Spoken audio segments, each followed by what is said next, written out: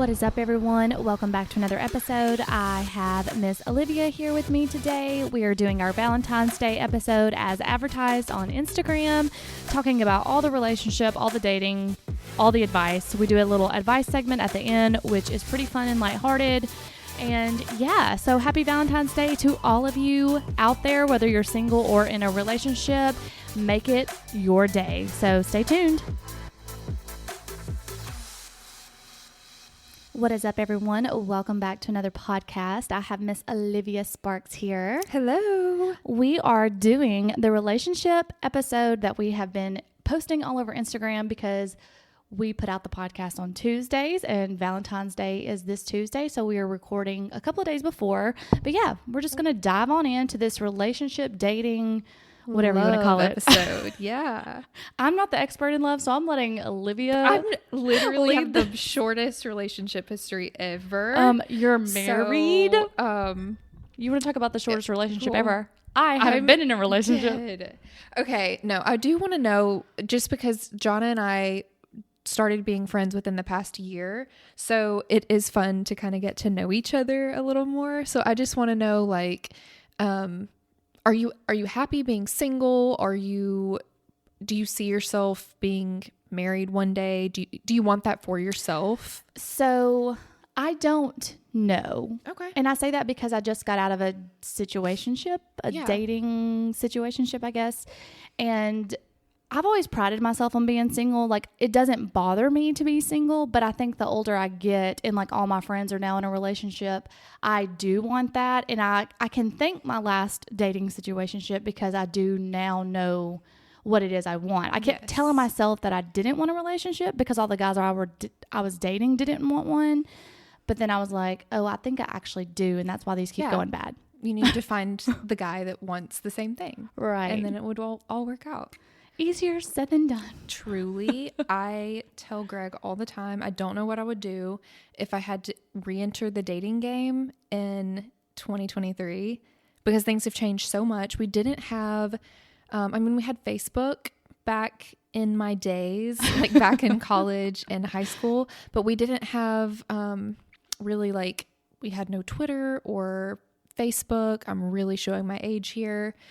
We didn't have... You meant Instagram. Instagram, yes, sorry. We didn't have like photo sharing apps and Snapchat and ways for people to have blackmail and just like... Right. Be little turd heads. We didn't have all that back then. So it was more like... Jason took so-and-so off his top 8 on MySpace, so they for sure broke up. Like, right. We don't have that kind of stuff these days. Now these people can just slide in anyone's DMs, exactly. Snapchat it, it's deletes. so much easier to hide things, which is dangerous. iPhones now unsend messages. Exactly. So the hidden folders, right? It's all of the technology advancements that it's a no from me. I will not. She said it's a no for me. If Greg and I are ever donezo, I don't foresee that happening. But if we are, I will just be single. So how long forever. have you been married currently? This will be 6 years, and I feel like it's been a lifetime. But that's just because we're besties. I actually like being around my husband. A lot of people are like, they're so annoying. He's like my best friend. I love being around him. We can hang out for days and still that's amazing. Find things to do. That's hard to find. It truly is. We did, I credit a lot of this because when we were engaged, so we dated 2.5 years, we got engaged, and then we waited 6 months to get married. But we did premarital counseling, and that was required through my parents' church. I do think it was like the best, like coolest thing to go through. I'm very like clinical. I want to be tested on things and see the results and things like that. So being able to meet up with somebody weekly for that 6 months and do tests and run through the love languages and learn about each other in a way that's like scientific, that really made sense to me. So we learned our love languages and like we learned different like parenting styles, even though we have decided we don't want kids. We learned about finances and what our point of views were about budgeting and bills and splitting finances and things like that. So a lot of my friends that are married and do have any sort of relationship issues, when I've asked them, did you do premarital counseling? none of them did. And I just think I can't imagine being married and not finding out a lot of these statistical things about my spouse until after we tied the knot. So I'm so thankful. I think that's it. So me and you have talked. I've been reading Jay Shetty's 8 Rules of Love book recently. Yes. And like listening to his podcast. And if anyone doesn't know Jay Shetty, like you've literally been living under a rock. He's having a moment, you guys. Go listen, read the books. Right. Do your research because he's he's just this like year. self-motivating, happy guru guy that people listen to. Like he's got the most amazing voice. He's a life coach. Yeah. Wonderful at relationship advice, life advice, financial advice. He's just like all the very things. dedicated to helping people live an overall healthy and just motivated, happy life. But what he was saying in his book, kind of about what you just said, was so we all think that everyone should have the same values. Like when you meet a spouse or a partner or whoever, you think, well, we have to have the same values. And you do. You have to have similar core values. Similar, Like, for instance, if you wanted kids and your husband didn't, that's not, eventually somebody will resent somebody.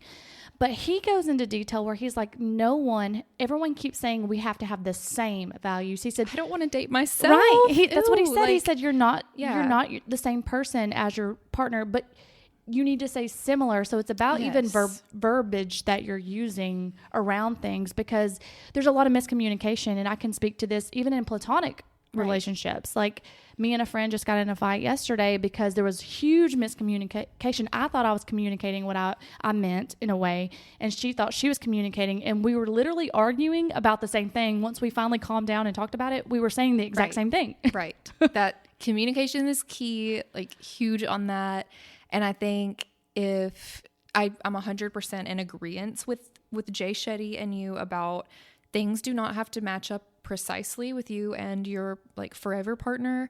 But I do think eliminating hardships and eliminating arguments before they ever start, like going ahead and if you already know you're engaged and you're going to put everything out on the table, and tell people like, this is how I would parent, and this is what I believe in, this is what I don't believe in, this is what I think about going to church, or do you believe in God? Are y'all going to have a religious relationship? Are you going to be spiritual? What do you think about your health? Political health. Would you be happy loving me if I was 300 pounds? Or would you encourage me to, so I could live longer and be your partner longer? Would you encourage me to like live a healthier lifestyle? And what would that look like? Would you, harp on me being a huge person, or would you just be like, hey, I'm going to cook this week and start, cooking healthier meals? So it's ways, not only like things like, would you love me if, but the active steps of like, if we got in this situation, how are you two going to resolve a conflict and get out of it? So instead of, him causing me an eating disorder, he's going to say, I'm going to cook this week, and, he's going to encourage me to eat healthier meals for dinner without just blatantly saying, I think you're looking huge, And so that even kind of like goes to like dating these days, like me, like trying to date. I hate dating apps. I hate them. I think they're the worst, but we live in a world where that is what dating is, because number one, I don't get out of the house. Number two, we're so into physical attraction. So the last chapter I've just read, I haven't finished the book yet, and it was such like he broke the statistics down, like what women do on dating apps. They literally put their best your highlight reel, your best face forward, your sexiest pictures, because we as women think men are only attracted to physical appearance. Well, men put their financial stuff online. I was going to say they probably list their jobs. They'll stand behind cars. They'll, because they feel like women only choose men who are wealthy. So men put themselves out there how they perceive women and what they want, and vice versa with women.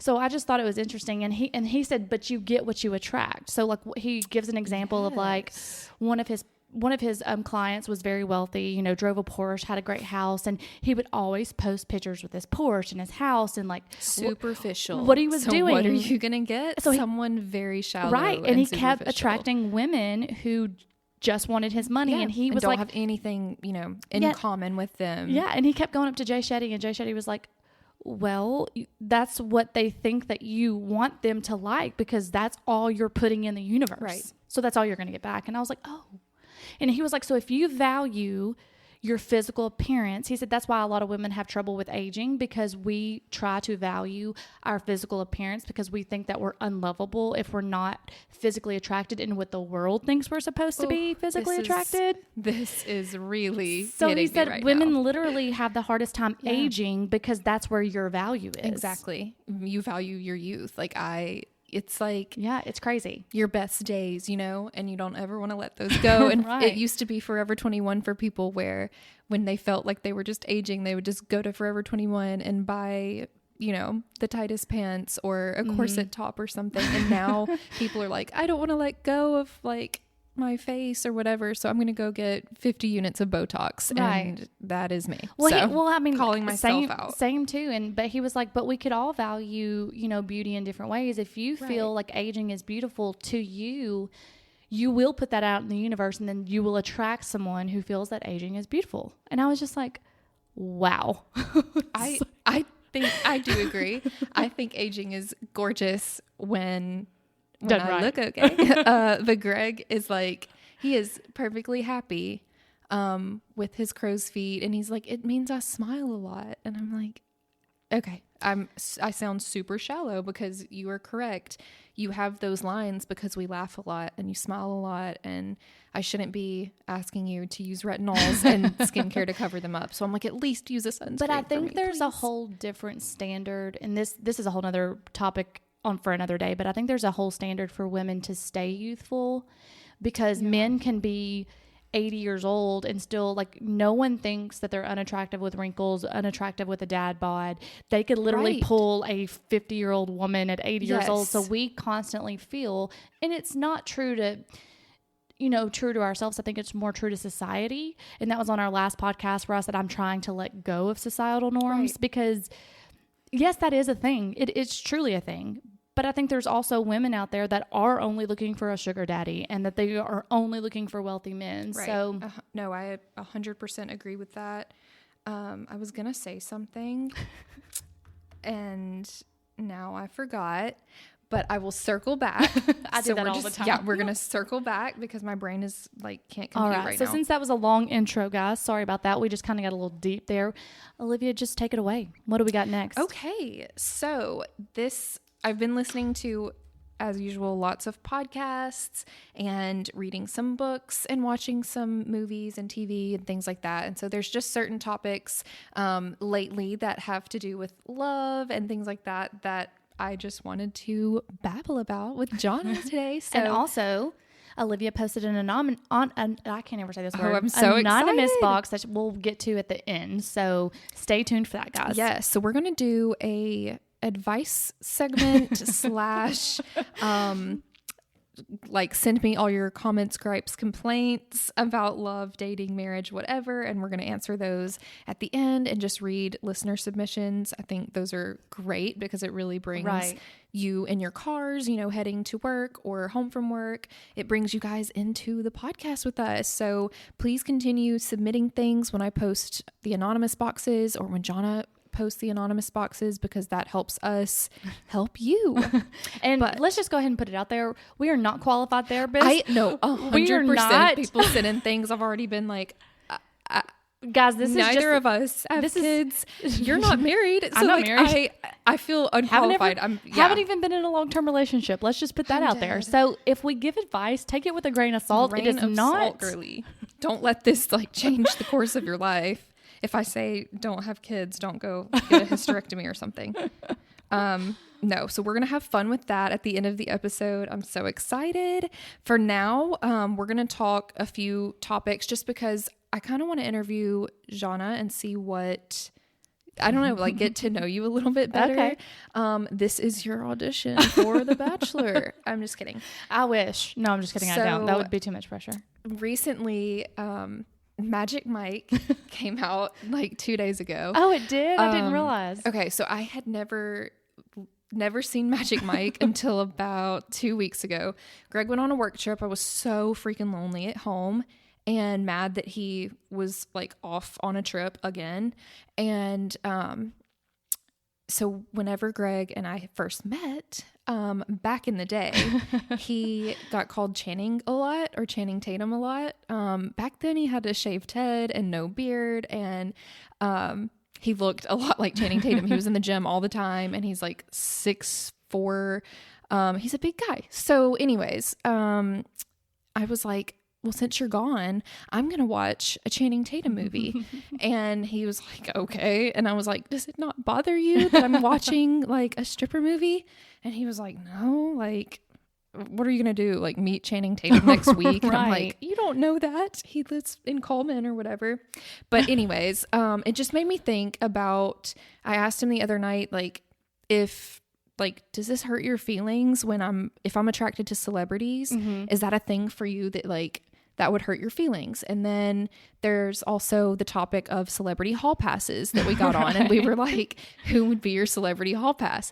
It is bizarre, like the people that we picked, because they literally look like us. Okay. So I thought that was so cool. I was like, okay, I can already guess what his is for you then. It makes me feel less crappy about myself. The fact that like if he could cheat on me, it would be just a much more famous, rich version of myself instead of being someone my polar opposite. Yeah. So that did make me feel good. But I wanted to ask, so if you're dating in a relationship and this person is like watching movies and he's like, oh my gosh, Megan Fox, and he follows all these Megan Fox fan accounts and he's constantly like liking her pics and stuff, does that make you insecure even if it's a celebrity that a guy is looking at? No, not a celebrity. Now, if it were someone in town that we knew, red flag. Red flag. Run. I used to have two views on this. So I used to think that it didn't matter because if you're going to cheat, you're going to cheat. It doesn't matter what you're doing, right? And going back to Facebook, like what you were saying at the beginning, Facebook back in the day, in my day, I don't know about your day, but you used to see what they were liking, what they were commenting on the main page. So like it got a lot of people. It would say like Jana commented on Ben's status or whatever. Right. And it would just pop up random. Like that's so intrusive looking back on that, how toxic it was that like I could comment, happy birthday on my friend's post. And somebody could be like, oh, she commented happy birthday to that person. So Instagram used to do the same thing. Such a pot stirrer. So Instagram used to do the same thing. It would be like Olivia liked so-and-so's photo. Just stirring up people's like, goodness gracious. So like how toxic. That did make me insecure. Like when I was dating, when that was going on. Because I was glad that's not a thing anymore. But you can still see girls are not stupid. Girls are basically FBI agents. So like go to if you're dating someone, go to somebody's blood type if I wanted to in about 20 minutes. Go to their profile picture, click on their likes, click on a few of their people's, and then go to their profile picture and you'll see that the person you're dating is literally liking all of these girls' photos. Right. So does it make me insecure? A little. But not in the way of I'm insecure because you don't like me. It makes me insecure of like you're not a faithful person. Right. Like, because, and I started following Ace Metaphor that I did a podcast about, and he's like this guy that gives advice about like cheaters and players and all this stuff. And he was like, liking a photo is just opening up an opportunity for a conversation. So what's the point in it? What's the point? That's totally right. It's the same as like sliding into DMs, I guess. Yeah. Yeah, I get that. But I think that says more about somebody else than me. Like, I like random guys' photos, but it's not for me to be like, ooh, let me like this to see if they'll slide in my DMs. Right. That's not I think there's a goal in mind if a guy does that. Okay, on another note, like, do you think, these are kind of weird because, like, you're single, I'm married, so there's this empty gap of, like, somebody in a relationship. But do you think if you're in a relationship with somebody, there was a podcast I was listening to where the guys were asking each other, like, do you think it's appropriate if you're in a long-term relationship for you or the girl that you're with to post any picture of just themselves, like a selfie or a beach picture or whatever, and it's clearly like a thirst trap photo to get people to be in their DMs or whatever. It depends. Do you think it's okay for people to just post I think it pictures depends by on themselves? I think it depends on the relationship. clout? Like if I'm secure in my relationship and my man is fine and he's trying to do a business and he, you know, absolutely post away. As long as I'm secure that he's coming home to me at the end of the night, I don't care if you get 5,000 likes. I don't care. Yeah. Like, but if I'm insecure in that relationship, then yeah, it might bother me because I'd be like, why are you doing that? Yes. So and like who messaged you from that photo? Right. Like, should I be worried? Yeah. No, I totally But I get post that. selfies, so like, and not in a way to like try to get people, but like I'll just do funny captions or I'm having a bad day. Like people know that social media, like you post to see if you're going to get likes because you're having a bad day and it's a morale booster. Like it's not the reason to do it, but people do that. Yeah. So That makes sense. I'm just learning so much. I love it all. And some of these things, like, I haven't dated in a long time, so it's cool to learn, like, modern day what people are. I don't know. I just feel like an old maid right now. you're not an old maid. So, also, I was going to bring this up. There is a bar in Huntsville called Stella's Elixir Lounge, and for Valentine's Day, I don't know if it already happened or if it's happening on Valentine's Day. I'm not sure. Did not research that far, but they are hosting a bachelor night. Oh, are they? Maybe I need to go. They found local. It's like 10 local singles. So there's like 5 men and 5 women. And I think they have a few people like of all different like. Well, damn, I wish I would have known about this. Attractions. Orientations. Yeah. So they found a few different people. It's a very diverse group. And I was wondering, like, would you ever apply for something like that? Like locally, Huntsville's so big. So like you haven't met every guy here. Honey, I don't date. Let's just, okay, But guys could like pay money for a chance to win a date with you. That would be so cool. I think I would, just in the fact that I have to start getting out of my comfort zone. Yeah. People look at me and they think that I'm not insecure or that I'm not shy because, oh, you have a podcast, you post selfies. Actually, I'm very insecure and I'm very shy when it comes to not knowing people. Like I've gotten better. I'm working on it, but I don't have like high self-esteem. I put myself down a lot. It's something I'm trying to work on. Yeah. And we'll go get to better therapy at it. Yeah. We're going to love ourselves. So what you don't know probably about me is that I was in love with someone from the age of 18 to probably 32. So you had a long, like... No, honey. He didn't like me back. Okay. It's called I Was Crazy. I love this. Okay. So it was a situation where I'm not saying he was completely innocent in it because he would always draw me back in and he knew that I was there. I'm just a very loyal... Like if I like you, I like you. That's just 100%. What it is. But I think people take advantage of that sometimes.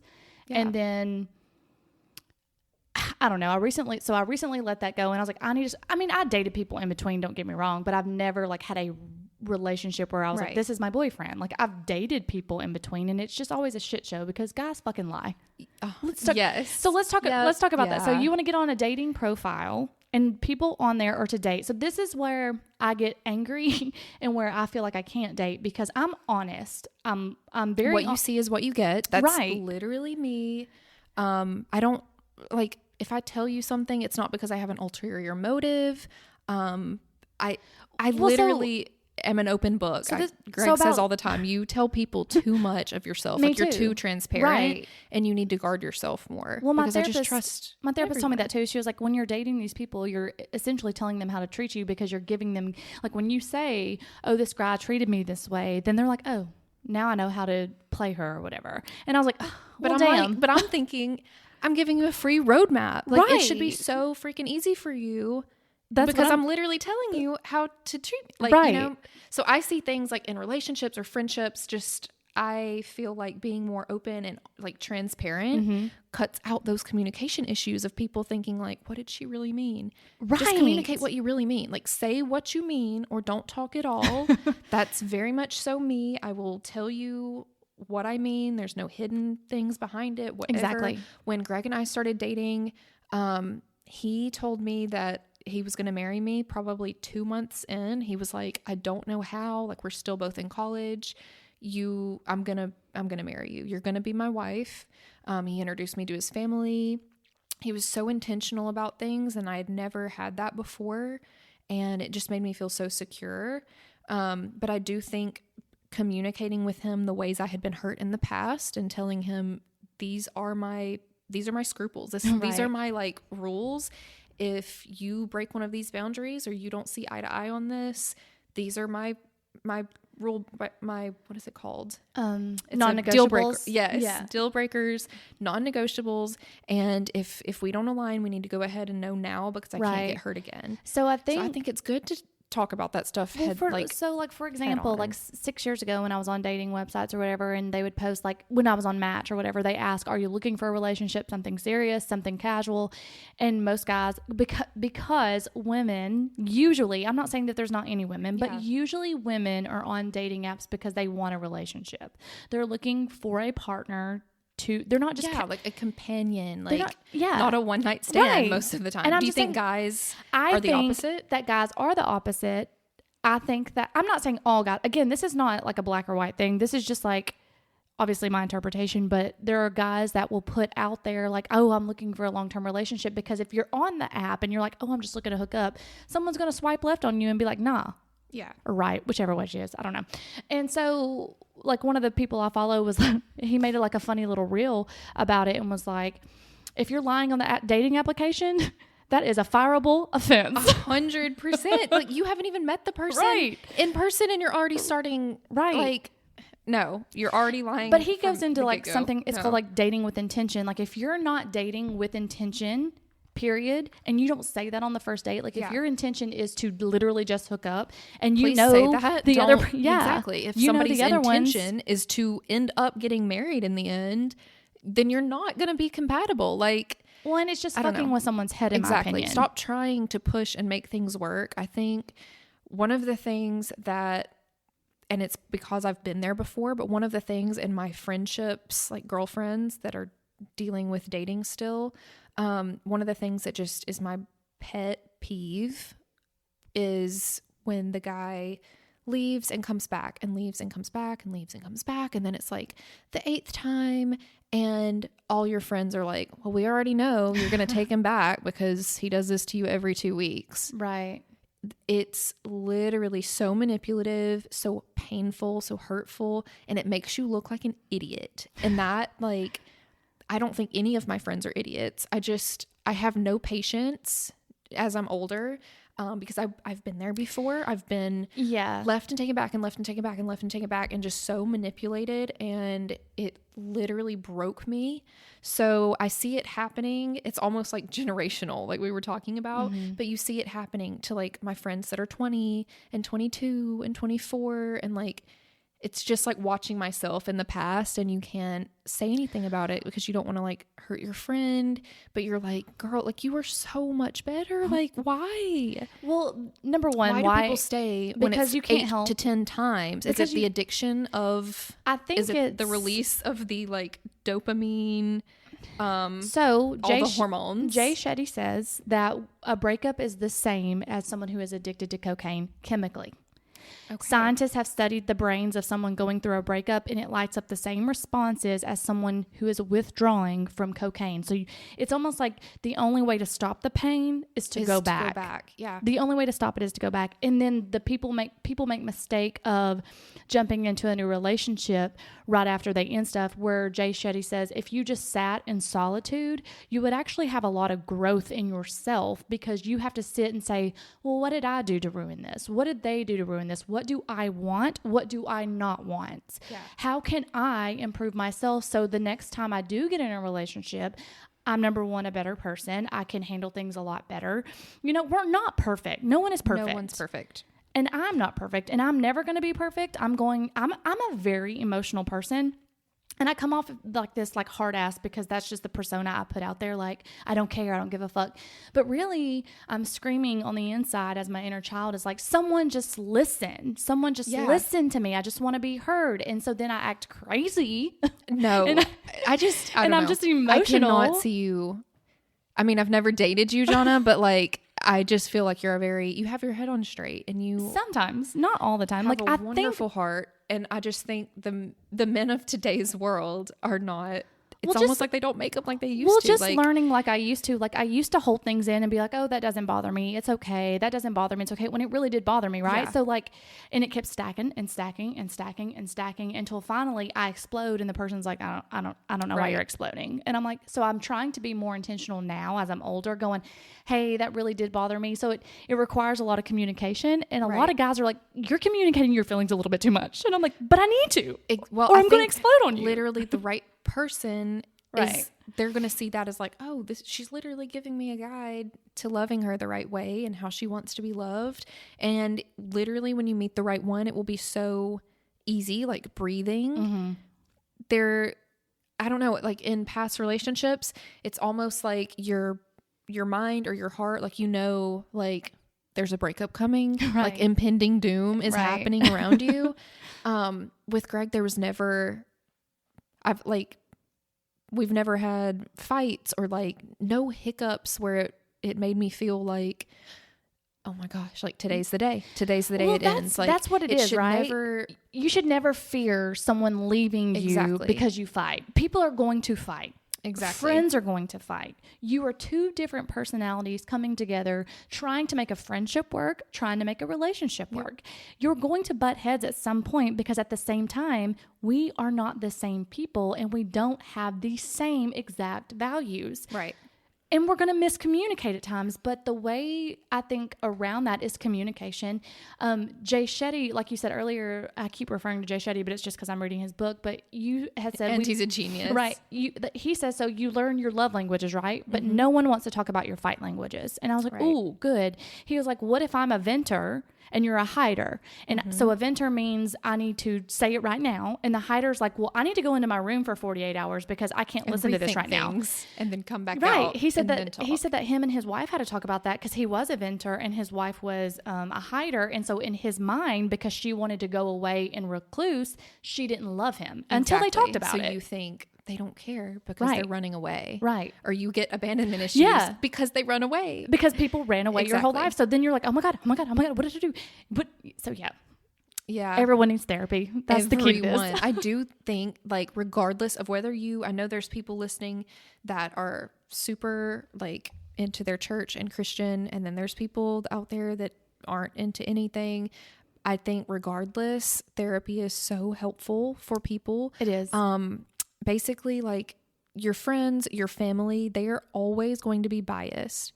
So hiring someone that is a third party that can literally listen to you and tell you from an outsider's perspective, and you can't get mad at them. They can't break up with you. They can't leave you. Like, you're paying them to be there.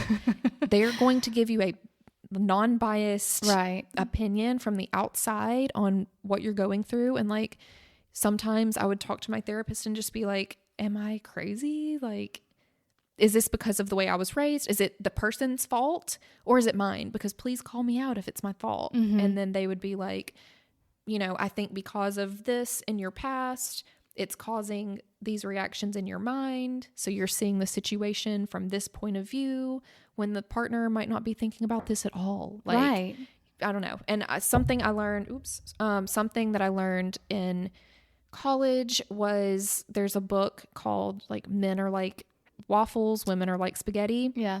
And men have everything in these compartmentalized boxes. And then women are like spaghetti with, our minds fire 1,000,000 miles per hour. And there's 100 windows open at the same time. And most of the time when you're laying in bed thinking like, what if this person is, what if they're thinking this about me? Or what if they misconstrued my words or whatever? 99% of the time that person's not thinking about you at all, and not in a like hateful way. They're just not. They're thinking about sports or TV or just a book they're reading. That's what's wrong with the entire world in general, not even relationships. Like, people can't... I don't think that people try to take a step back. I'm guilty of this. When I'm mad, and I'm not going to think about it. But later I do self-reflect. And I think a lot of people don't. I don't think people go away from an argument and say, what did I do? Yes. I think so many of our problems in this generation would be solved if people were more self-aware, if they knew themselves better, not trying to get to know their partner or their boyfriend, like whoever, better, if they would just go by themselves and be alone for, after a breakup, be alone for like a freaking month, just a second to get out of the bubble and out of the hormone response to love and break up and love and break up. Get out of the bubble so you can think clearly, and then be aware of yourself. Say, what problems do I have? Or what could I do better to succeed in this life? What's my 5-year plan? What's my 10-year plan? Think about yourself and like find out what you like and what you don't like. Make a list, write things down, like a manifestation diary or journal or whatever. Like, this is what I want in a man, and this is what I want to stay away from, so that the next time you're in the bubble and you can't think clearly, you have a list of things that you're self-aware about. This is what makes me flourish, is this, this, and this. This is what makes me cry and have fear and be insecure. This, and this. If the person starts exhibiting these signs, you have your past self that was outside of the love bubble telling you, hey, agreed. Here's your little secret, your little secret key to the table of contents here. Get out of this relationship. So I think that's so helpful. Is I listened to Jay Shetty's podcast. For those of you that are wondering, Jay Shetty has a book, like Jonna said, and she's reading right now. He also has a podcast that comes out weekly on Spotify and Apple and wherever podcasts are found. It's called the On Purpose Podcast, and he talks about life and relationships and finances and marriage and all kinds of things. But he has one episode called 3 Ways Love Affects the Brain.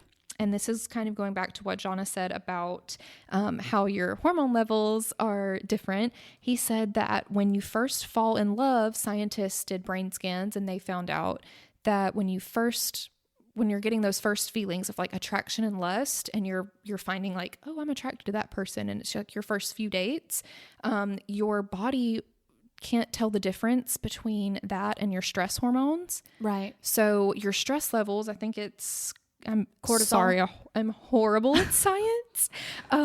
Yes, your cortisol goes up. Yep. And your serotonin, I think is what he said, goes down. So because your stress hormones are heightening, your relaxation hormones are depleting in your body. Right. So that's what your stress hormones are getting all high, because you're like, oh, I'm falling in love. What should I wear? Where should we go to eat? I wonder if they want me to meet their parents. Like, you're stressing, even though you're excited and it's an excited stress, it's still the same hormone that's released when you were in a state of distress. Right. So your hormones of stress are going up, and your relaxation and love hormones are going down, and you don't realize it.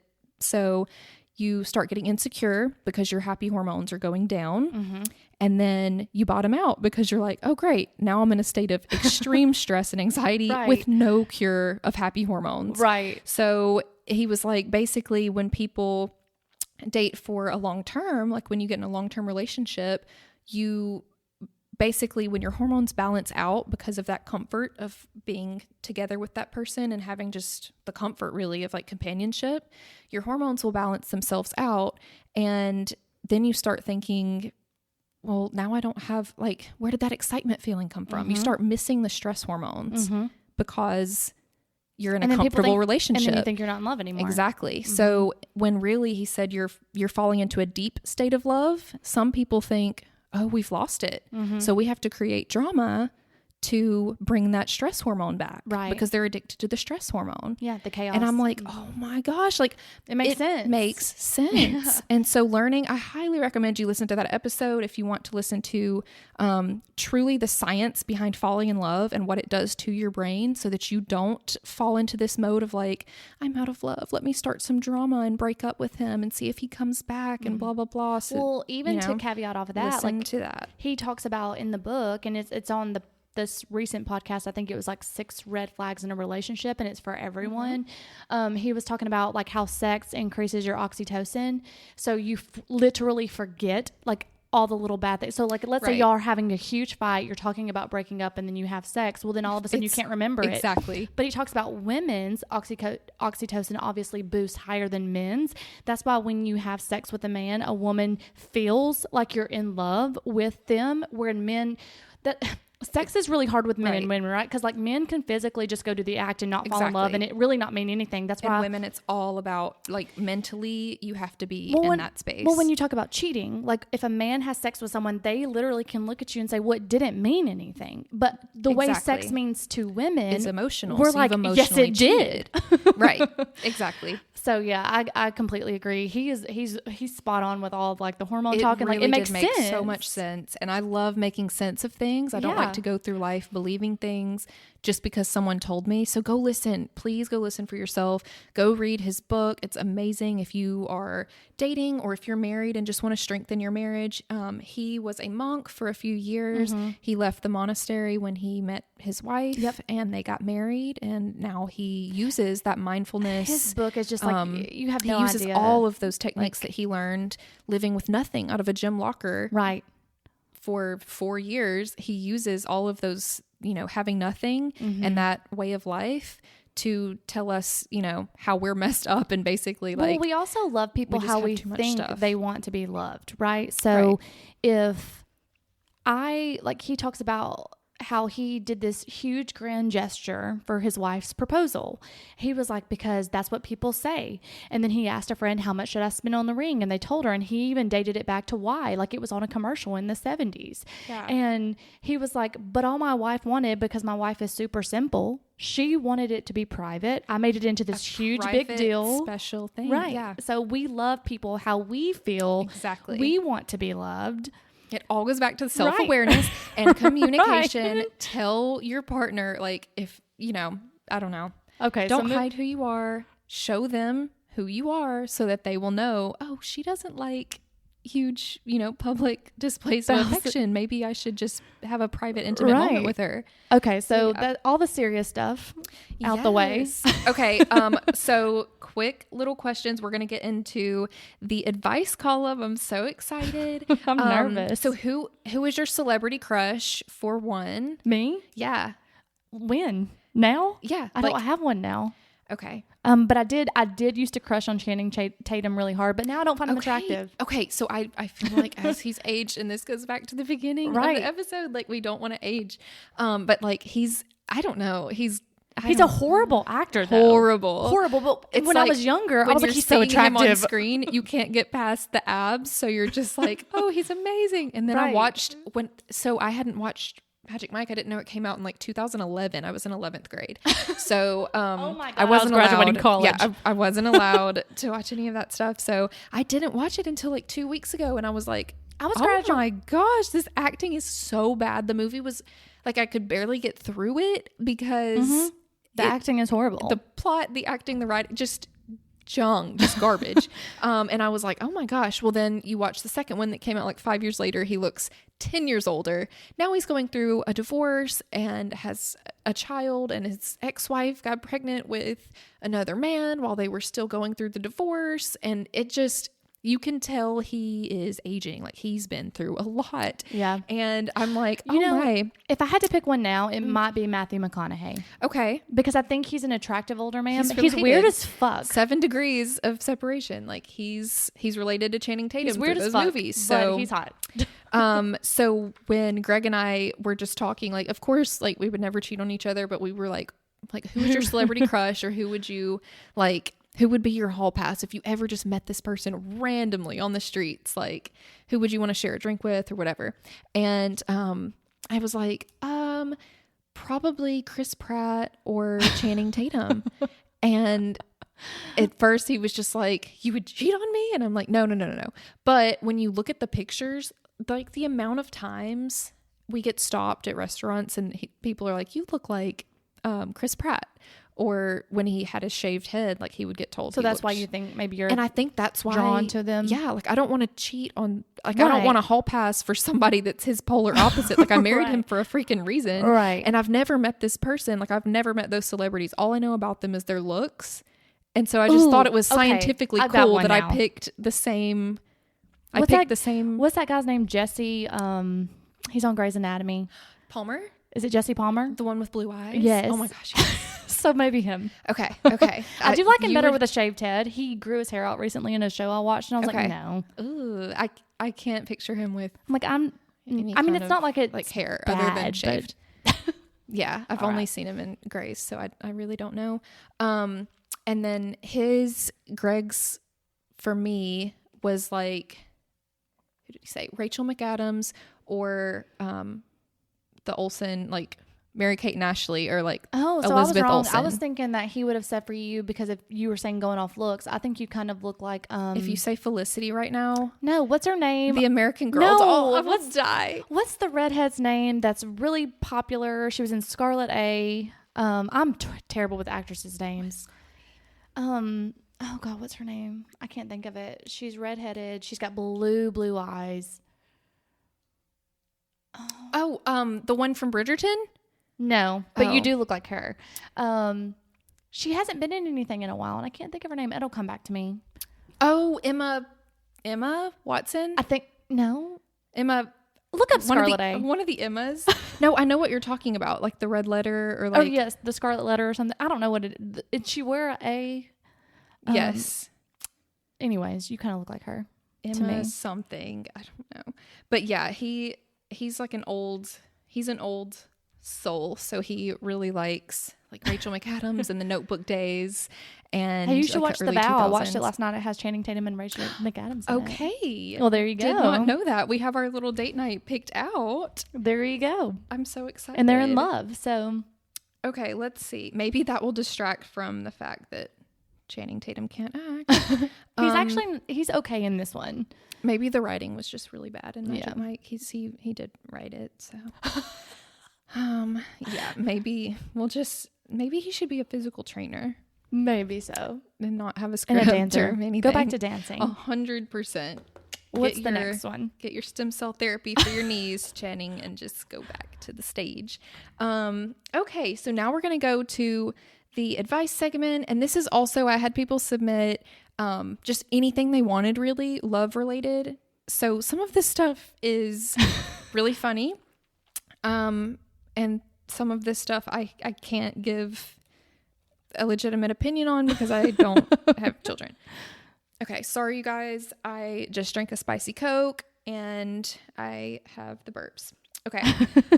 So this person submitted and said, how many women despise their husbands after a baby? How do you get past it?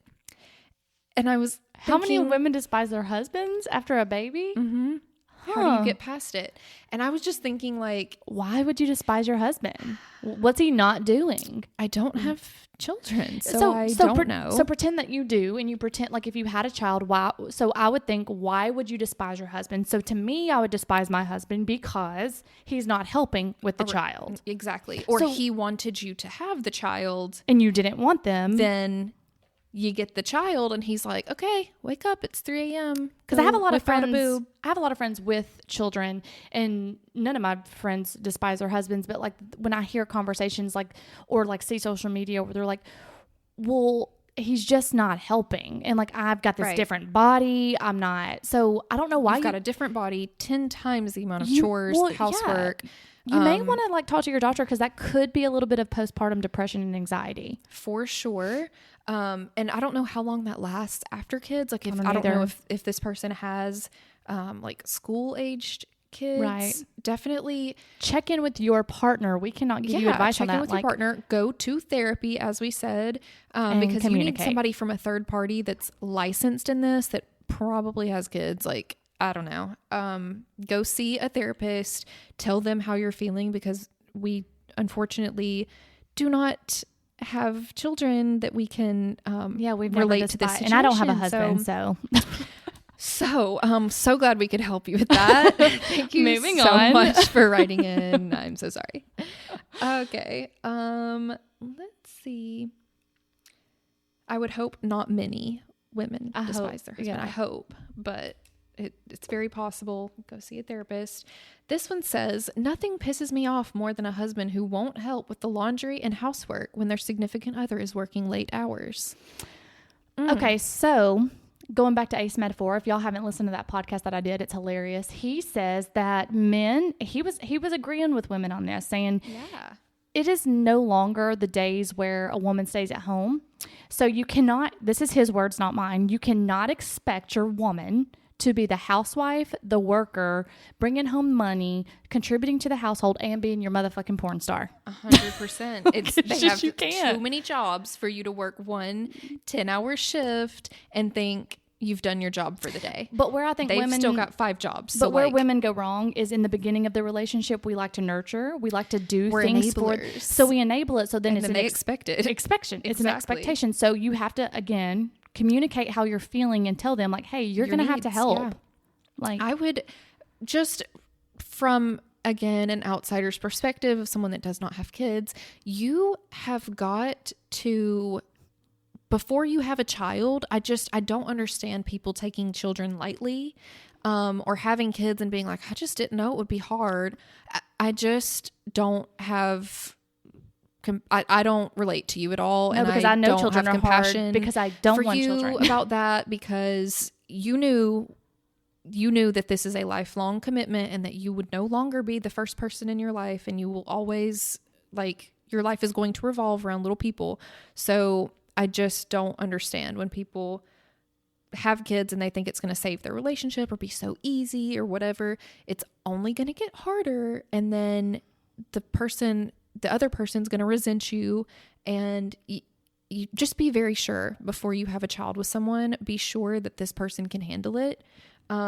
Because if you have enabled them the entire relationship and you think that by having a child, they're going to share some sense of responsibility with you, they're probably going to lay this whole responsibility on you because you've taken everything else in the relationship, from laundry to dishes to whatever. And just they're going to lay that on you. And then when you try to communicate, they're going to be like, well, you've never said this before. Right. Like, how long have you been feeling this? But I say, talk to each other. Talk to each other. And just be like, figure it out. Yes. If you're already in the situation, literally talk to someone. There's nothing shameful about couples therapy. Go talk to someone and be like, hey, make a list and say, I do this, and this. And I have a job and a career that I'm very passionate about, that I have to work long hours. So when you get off in the afternoon, and I've been at work all day too, whose responsibility is it? Right. Do you think it's only on me? Because we work the same amount of hours. And vice versa. I come home and still work. If women are doing that to men also, that's not okay it's the same advice, vice versa. Exactly. Okay. You've got to agree that, like, the home, the family that you're nurturing has to be 50-50. It can't be one person or the other person. Now, if you are committed, like if you want to quit your job and you want your job to be a stay-at-home mom, still not everything falls on you. But I would say between the hours that your husband's at work, I would think during those hours, your time would be dedicated to the child or to cooking or cleaning or whatever, whatever your daily tasks are. That would be your job because you chose to work that job. But when your husband gets off work, it's time to split things. Right. Like, it's time to help each other out and be a partnership and not just a parasite, But last thing I'll say about this, and then we'll move on to the next question. Sure. Women also are really bad about saying they want men to help and then criticizing the help they give because they don't do it the way that we want them to. 100%. So if someone is going to help, you have to let them help, and you have to let go of the control. So we'll just leave that at there. My grandfather has a rule that he told me very young. Like, my grandmother, she cooks really good. And I'm like, Grandpa, why don't you ever cook? And he was like, well, when we first got married, she asked me to cook and she didn't like the way I did it. So I never did it again. So, like, if she ever wants me to do a chore or anything, if I do it bad one time, she'll never ask ever again. So that's my grandfather's secret to happiness is he messes things up one time and you'll never ask again. So he's like, if you cook the tea bad enough, like the sweet tea, that was his job when they first got married. And he's like, if you cook it bad enough, they'll just stop asking and then they'll do it forever. Yeah. But don't be that person. Like, I love my grandpa. They're still married after like 60 something years, but that is not a hack for you. I'm not endorsing that way of life, but that is how he's made it through, is just doing things wrong so that his wife will never ask. Okay, the next question is how to deal with a bad friend breakup. It's so much harder as an adult with kids who were also friends. So this adult has a best friend. The best friend has kids. She has kids. So the kids are friends with each other. The adults are friends. How do you break it off when things aren't aligning anymore. So I can relate. So again, me and one of my best friends just got into a fight yesterday because we miscommunicated. So I think I would sit down and reflect truly on your feelings. If you want to spare this relationship. Right. But regardless, like I think you should self-reflect and say, what is this fight actually about? Because 9 out of 10 times it was a misunderstanding. Right. Just like I said, me and my friend at the end of it all was saying the same thing. And we had childhood triggers that we both triggered in each other, our trauma. Yeah. And once we sat down and talked about it, it was like now I get what you're saying, but that's what wasn't communicated. So I think if you're trying to salvage this friendship, I think you need to self-reflect on it and then sit down and have a conversation when you're cool, calm, and collected, and you can actually have the conversation. Now, if it's not salvageable, because obviously we don't know what happened, right, then I think that you just have to be an adult and still allow your kids to play together, be civil, just like in a work relationship. If you're at work and leave the kids, leave the kids out of it, right? Unless the reason you're not being friends is because the kid is bullying your child or doing something, and the mom won't stand up for your child too. That's unacceptable. But it's just being a civil adult. Hey, how are you? For the most part, keep it moving. Be civil with each other. Let the kids, go to each other's parties or whatever. But you don't have to be besties. You can let the relationship fizzle out. Just make plans. And my aunt's always given me great advice. Like sometimes as you get older, you have tier friendships, tier 1, tier 2, whatever. Absolutely. So you can put them in a different category where maybe they're not your best friend anymore, but you can still be friends on another level for a different situation. Right. And like you can be ball game friends, like the friends that you see at the football games or the baseball fields or whatever with your kids. But you're not going to invite them over with your like house friends that are invited to your home, something like that. Yeah. Let's see.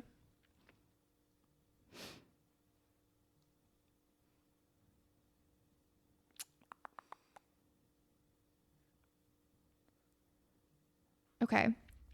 My fiance, this one's juicy. Okay. My fiance has an odd to me fantasy. He wants to see me with another man, and it literally makes me sick to my stomach to even think about. Is this normal? I need a man's opinion. Well, honey, Jonna and I are unfortunately females. I should have asked Greg about this before, but I didn't read these. So I know you want a male's opinion, but here's the thing. There's a therapist on Instagram that gives great advice. It's Therapy Jeff. Totally recommend. Therapy Jeff. Yeah, he does a podcast. He actually, if you slide in his DMs, he actually does give advice, or like you can ask him to do a podcast on it. The person to ask. He's not the normal therapist, but I've heard him talk on this topic before, and fantasies are fantasies. Okay? He may think that he wants that because it's a fantasy, because we all have them. Everyone, married, not married, whatever. Everyone has a fantasy and then a lot of people, once they get that fantasy, it wasn't what they thought it was going to be anyways. Not all it was cracked up to be. But it's normal to have fantasies, and you just have to communicate to him that, hey, I'm glad you have your fantasies. You can continue having that fantasy, but it's not what I'm going to do. Like there's a difference in like if you're comfortable doing that with him and then y'all complete the fantasy, but if you're not comfortable, you have to communicate, hey, I'm not comfortable fulfilling that fantasy for you. I'm no male, but I'm thinking in my head, like if my husband saw me with another guy, like he's usually very comfortable with me hanging out with guy friends, but like if he saw me at a bar or something and a guy had his arm around me, that would make him very uncomfortable. And so it would probably start either a fight or an argument or something like that. So I'm like, does your fiance, is he missing? I don't know how you guys have been dating, how long you guys have been dating, but is your partner possibly missing that serotonin, that connection, that what we were talking about earlier, how in the beginning stages of the relationship, when you're trying really to spice something into up, lust and attraction, is he missing that like rush of hormones? Like, and that's why he's just trying to maybe spice something up. Is that why this is happening? Because if he's just trying to create conflict to bring that rush of feelings back, that's just, he's addicted to that hormone, that happy hormone being released from stress. So again, it goes back to communication. Exactly. You got to talk to him, because like, I don't what think makes him, well, because every man's going to give you a different opinion on how they feel about it. I would just ask why. Like, you know what his fantasy is, but ask him why. Like what would it make you feel like to see me with another man? Like, would it solve anything for you? Wouldn't you not feel jealous? And why would you not? Right. Why wouldn't you just want me to yourself? Like, I don't know. Ask all the questions. Definitely. Just but be like, do not shame him for his fantasy. No, just because be like, if I'm going to follow through with this, well, everyone has different kinks. Need to know more whys. And can't kink shame. You just have to say, hey, it's just not my thing. Yeah. So. And also I would ask him, like, is the reason you want to see me with another man so that you can eventually have a pass down the line after we get married? Because these are fiancés. Oh, okay. So it's like, do you want me to experiment with other men because you want me to feel comfortable with you experimenting with other women? I didn't think about that. I would definitely... You need to talk. Yeah. So I was listening to Jay Shetty on the way here and listening to relationship advice episode that he did. And one very popular subject that he harps on is called mirroring. Mm-hmm. Like mirroring, mirroring each other. So basically, it's like one of the number one communication tactics in people is when you're trying to build relationships and bonds with people, you mirror the person with you. Or if sometimes I'll ask Greg, like, I will want him to compliment the way I look, or if I'm wearing makeup or something, I'll say, you look so good today. Because usually he will mirror and he will say, oh, you actually look good too. And you smell nice. Right. So this person may be trying to mirror and tell you, like, I want to see you with another guy, hoping that you will say, maybe bring another girl into the bedroom. I would let you bring another girl in too. Yeah. So he could be mirroring. And I think you need to ask him, like, can you explain why you want to see me with another person? We can't help you with this one. This one's a little bit more complicated. Listen, you need Jay Shetty for this. You need him on retainer. Yeah. Okay, we're moving on to the next one. We only have time for a few more because we hit an hour. So we'll do 2 I more. only have like 2 more. Okay. This one says, my fiance locks himself in the bathroom every night around the same time for literally 45 minutes every night. Like, what is he doing in there? Or am I getting in my head? Okay, well, it could be one or two things. And the only reason why I say this is because I had a friend Snapchat me literally 2 days ago. Yes. I will not name this friend. She Snapchatted me a picture of her sitting in the toilet, not using it, saying, I'm not escaping my baby, but I'm escaping my husband. I'm like, she's like, I need my me time. Or he's watching porn. 100%. Do you have children? That he needs a break. If he's like a stay-at-home dad or something, or you have like 3 to 4 kids, does he have IBS?